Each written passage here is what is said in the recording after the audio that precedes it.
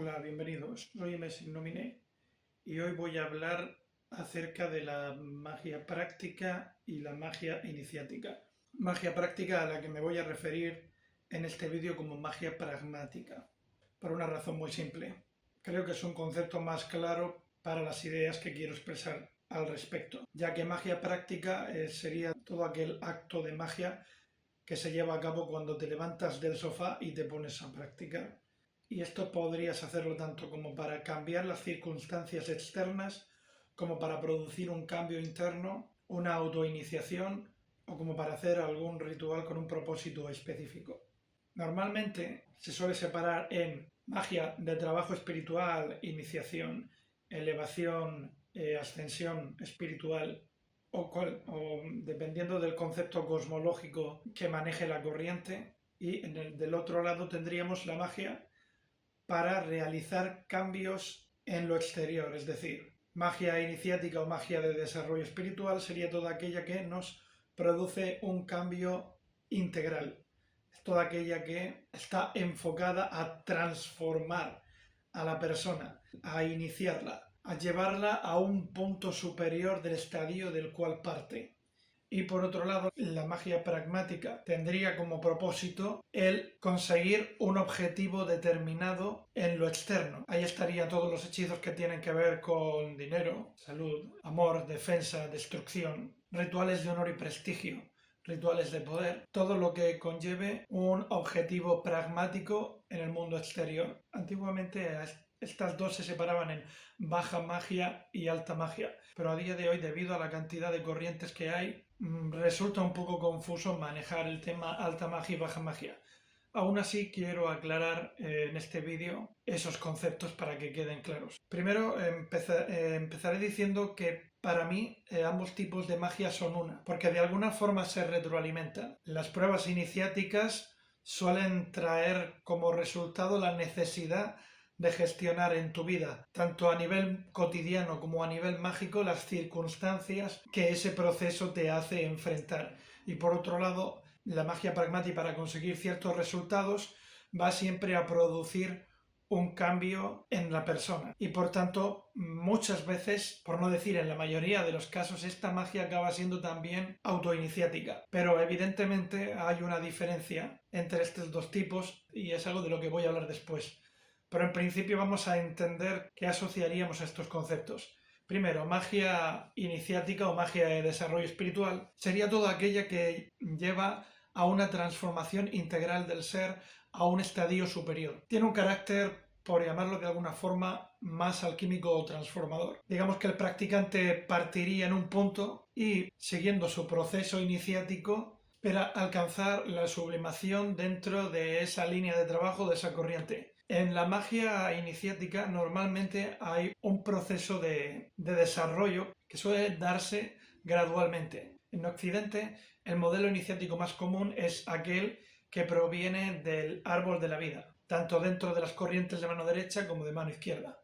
En el caso de mano izquierda encontraríamos el trabajo con los Qliphoth. En el caso de la mano derecha, en el árbol de la vida, encontraríamos el trabajo con los Sefirot, los senderos, los planetas, las esferas. Y en el caso de las corrientes de mano izquierda, encontraríamos ese mismo trabajo, pero con el árbol clifótico y en lugar de los senderos del árbol de la vida, con los famosos túneles clifóticos o túneles de Set. Esto sería como tener un mapa de la cosmología espiritual de cada corriente. Y en el trabajo iniciático, para que funcione correctamente, hace falta seguir una progresión, cosa que realmente no es algo necesario en la magia más pragmática. En la magia iniciática es necesario este tipo de trabajo porque necesitas un mapa o una línea de trabajo o una senda para no perderte, debido a que hay una serie de energías que se pretenden integrar para que el mago aprenda a controlarlas internamente y luego pueda manejarlas en el exterior. En los sistemas más tradicionales de magia, como son los derivados de la Orden Hermética de la Aurora Dorada y Telema, el mago comienza su iniciación en lo más bajo del árbol de la vida, pasará por los elementos, los planetas y por todos los sefirot, buscando ese desarrollo integral o esa sublimación alquímica. Para ello, los rituales que va a realizar van a ser invocaciones a determinadas fuerzas para integrarlas en su cuerpo energético, también llamado esfera de sensación, proyecciones a esas esferas o planos arquetípicos con la intención de explorarlos y conocerlos, y muchas veces conlleva la construcción de ciertas herramientas y talismanes para poder dirigir mejor estas fuerzas y para integrarlas o crear un vínculo directo con estas fuerzas en el plano físico. En el caso de otras tradiciones, como por ejemplo son las tradiciones modernas de mano izquierda, el trabajo es similar. Normalmente el practicante se conecta con todas esas esferas, las invoca, las explora, las integra y realiza los trabajos correspondientes para el proceso de iniciación. Esto quiere decir que cuando alguien se compromete con una vía iniciática, el trabajo se da en varios niveles y se presupone que el mago va a desarrollar diferentes talentos, tanto mágicos como habilidades más cotidianas para llevar a cabo el proceso. Porque el objetivo de la iniciación al final es que el iniciado pueda desarrollar todo su potencial como ser humano y espiritual. ¿Puede un practicante iniciarse en diferentes corrientes? Sí, y de hecho muchos practicantes están iniciados en diferentes corrientes. Pero antes de iniciarte en varias corrientes, es recomendable que elijas una sola y aprendas toda la cosmología y hagas todo el proceso iniciático y aprendas un poco el lenguaje que hay dentro del mundo mágico. Al igual que en todas las ramas del conocimiento, la magia tiene un lenguaje, tiene un idioma y tiene unos conceptos universales que más o menos manejan todos los practicantes. Puede haber diferencias dependiendo de la tradición o la corriente a la que pertenezcan, pero suele haber un lenguaje y también una forma de pensar. Es decir, cuando haces un trabajo mágico durante mucho tiempo y haces tu trabajo iniciático, al final aprendes a hablar y a pensar como un mago. Una vez has desarrollado lo suficiente una corriente, hasta alcanzar una cierta maestría, ya puedes ahondar en otras corrientes y aprender otro tipo de sistemas, otro tipo de correspondencias, porque de alguna forma tú ya tienes un mapa formado que te va a permitir enlaces entre diferentes sistemas, ya que los arquetipos, los principios y todo lo relacionado con los símbolos que pretenden enlazar los diferentes elementos de un sistema mágico sí son universales. Hay muchos practicantes que piensan que no es buena idea iniciarse en varios caminos. Piensan que alguien que sigue un solo camino mágico debe seguir siempre ese camino, no desviarse y vivir de acuerdo con el camino. Y esto puede ser así en el caso de algunos practicantes, pero no todos están hechos para seguir una sola senda. Algunos son exploradores mucho más inquietos y otros simplemente no se identifican del todo con un sistema.